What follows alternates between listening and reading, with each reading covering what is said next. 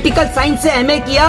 उस वक्त पे जो डिग्री जो है वो हाथ से लिखी जाती थी, तो नरेंद्र मोदी जी की कंप्यूटराइज डिग्री आई कैसे? सबसे पहला सवाल ये खड़ा होता है। इलेक्शन कमीशन सरकार का गुलाम है, मैं बोलता हूँ आपको। ये जो फॉन्ट है मैं आपको बता दूं, ये फॉन्ट 1992 का है, जबकि ये अस्तित्व में 1992 में है, और ये डिग्री नरेंद्र मोदी जी की 1978 की है। तो जो चीज 1978 में थी नहीं, उससे मोदी जी की डिग्री कैसे लिख गई? ये दूसरा सबसे बड़ा सवाल खड़ा होता है। डिग्री सामने आ रही है, उस वक्त डिग्रियां हाथ से लिखी जाती थी मैडम। आप जनता को पागल बना रहे हैं, इसीलिए मैं कहता हूँ ये डिग्री झूठी है और मैं ऐसी झूठी डिग्री को फाड़ता हूँ। तीसरी बात, एंटायर पॉलिटिकल साइंस नाम का कोई सब्जेक्ट है ही नहीं। ये बड़ी अद्भुत डिग्री है, जिस डिग्री को पूरा देश देखना चाहता है।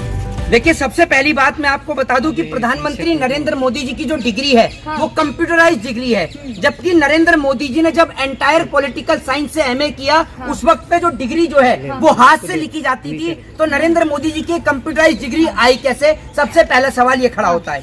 दूसरी बात ये कि नरेंद्र मोदी जी की डिग्री जिस फॉन्ट से लिखी हुई है, ये फॉन्ट नरेंद्र मोदी जी ने 1978 में एमए एंटायर पॉलिटिकल साइंस से एमए किया, ठीक है।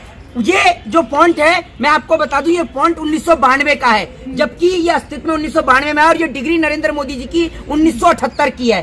तो जो चीज 1978 में थी नहीं, उससे मोदी जी की डिग्री कैसे लिख गई? ये दूसरा सबसे बड़ा सवाल खड़ा होता है। तीसरी बात, एंटायर पॉलिटिकल साइंस नाम का कोई सब्जेक्ट है ही नहीं। ये बड़ी अद्भुत डिग्री है, जिस डिग्री को पूरा देश देखना चाहता है। मैं तो कहता हूं कि नरेंद्र मोदी जी को इस डिग्री की एक लैमिनेशन कराकर, बड़े से पोस्टर लगाकर इसको नए पार्लियामेंट के अंदर इस डिग्री को लगाया जाना चाहिए। तीसरा सबसे बड़ा पॉइंट मैं आपको बता दूंगी, आप कैसे कह सकते हैं एंटायर पॉलिटिकल साइंस कोई कोर्स नहीं है? क्योंकि जहाँ यूनिवर्सिटी में, गुजरात यूनिवर्सिटी में कोर्स है, तो उसी यूनिवर्सिटी ने केजरीवाल जी पे जुर्माना लगाया 25,000 का। अब मैं आपको बता देता हूँ, जिसने केजरीवाल के ऊपर 25,000 का जुर्माना लगाया है, सबसे पहले वो इसको देख लें। ये जो फॉन्ट है ये 1992 का फॉन्ट है, ये मैं नहीं कहता हूँ, आप इसको चेक कर सकते हैं। ये 1992 का फॉन्ट है, जबकि नरेंद्र मोदी जी ने 1978 में एंटायर पॉलिटिकल साइंस की डिग्री ली थी, जिसमें उन्होंने एमए किया है, ठीक है। मैं आपको बता दूं, तीसरी बात यह कि साल 2016 के अंदर जस्टिस AR देव और L नागेश्वर की बेंच ने एक ऐतिहासिक फैसला सुनाया था, जिसमें उन्होंने कहा था कि जनता का प्रतिनिधित्व करने वाले हर एक व्यक्ति को यह जानने का हक और अधिकार है कि उसका प्रतिनिधि कितना पढ़ा और लिखा है, और अगर वह उससे ये जानकारी छिपाता है या फिर उसे गलत जानकारी देता है, तो उस व्यक्ति की जो सदस्यता है, उम्मीदवारी जो है, उसको रद्द किया जा सकता है। सुन लीजिए, सुन लीजिए। अरे आप या तो आप ही बोल लीजिए, आप ही बोल लीजिए, फिर मुझे ही बोलने दीजिए। आपको पता है कुछ? हमारे संविधान में लिखा है, हमारा प्रधानमंत्री कोई फिक्स नहीं है कि पढ़ा लिखा होना चाहिए या फिर अनपढ़ होना चाहिए। आप जो कह रहे हैं, मैं आपको ये जो कोर्ट का साल 2016 का फैसला सुना रहा हूँ, पहले आप इसको सुनेंगे, बीच में पहले कूद पड़ेंगी। आप ही सुना दीजिए जब आपको सब पता है तो।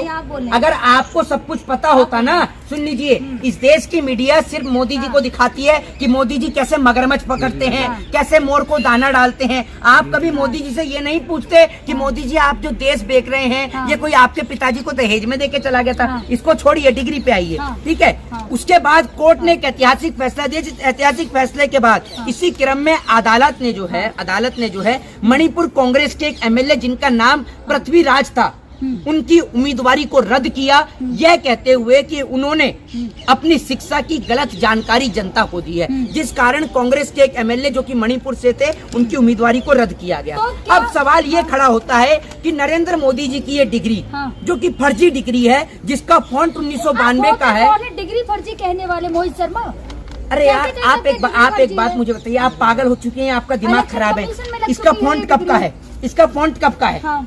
ये नरेंद्र मोदी जी ने कब की? 1970 कमीशन से बड़े हो गए आप। इलेक्शन कमीशन पास कर चुकी है इस डिग्री को। इलेक्शन कमीशन सरकार का गुलाम है, मैं बोलता हूँ आपको। इलेक्शन कमीशन को क्या ये नहीं दिखता जब देश का प्रत्येक नागरिक इस बात को देख रहा है कि ये फॉन्ट 1992 का है और नरेंद्र मोदी जी 1978 में एंटायर पॉलिटिकल साइंस करके आए हैं, तो कैसे डिग्री लिख गई?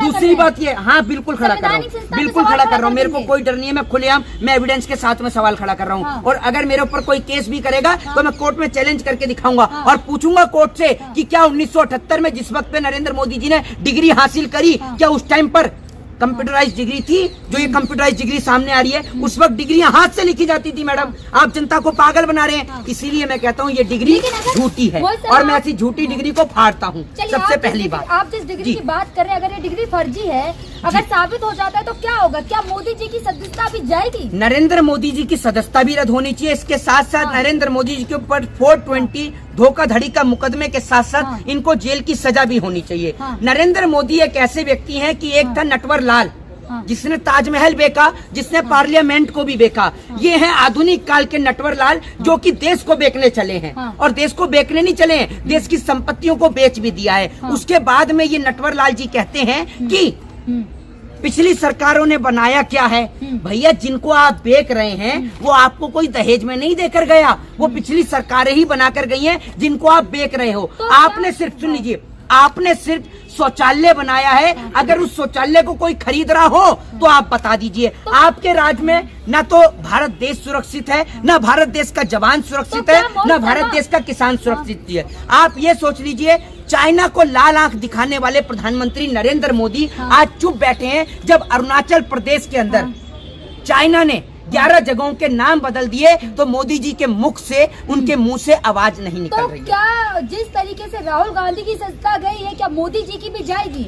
बिल्कुल जाएगी और जानी भी चाहिए, लेकिन नरेंद्र मोदी जी की सदस्यता इसलिए नहीं जाएगी क्योंकि मैं आपको एक बात बता देता हूँ। बाबा साहब भीमराव अंबेडकर ने एक बात कही है कि जब राजनीति के अंदर अच्छे लोग हिस्सा नहीं लेते तो बुरे लोग, अनपढ़ और जाहिल गवार लोग, मूर्ख लोग राजनीति का हिस्सा बनकर पढ़ी लिखी जनता को मूर्ख बनाने का काम करते हैं। और वही आज इस देश के अंदर हो रहा है। प्रधानमंत्री नरेंद्र मोदी जी वैज्ञानिकों को भी फेल कर देते हैं। जो व्यक्ति नाली से गैस निकाल रहा है, तब देश में सिलेंडर का दाम 1100 के पार जा रहा है। एक बात आप मुझे राहुल बताइए, गांधी की सदस्यता वापस आएगी जिस तरीके से वो आगे कोर्ट में जा? देखिए, मैं आपको बता दूं, राहुल गांधी ने सिर्फ ये सवाल किया कि नरेंद्र मोदी जी का रिश्ता और अडानी साहब का रिश्ता क्या कहलाता है।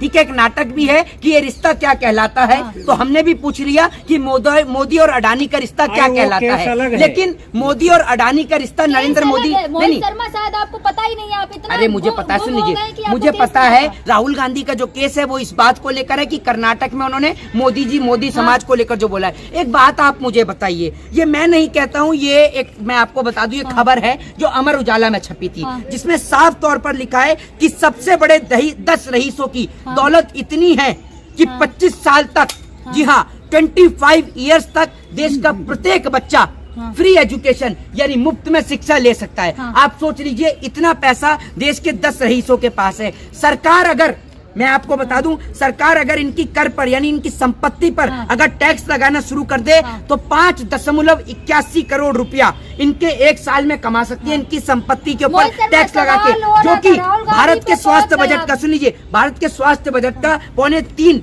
गुना है। अब आपको मैं बता दूं, सुन लीजिए, एक बात आप मुझे बताइए, जब देश के उद्योगपति देश को इतना लूट कर जा रहे हैं, बैंकों को खंगाल के जा रहे हैं, मैं आपसे पूछता हूँ, क्या नीरव मोदी चोर नहीं है? ये बताइए आप मुझे, नीरव मोदी चोर नहीं है?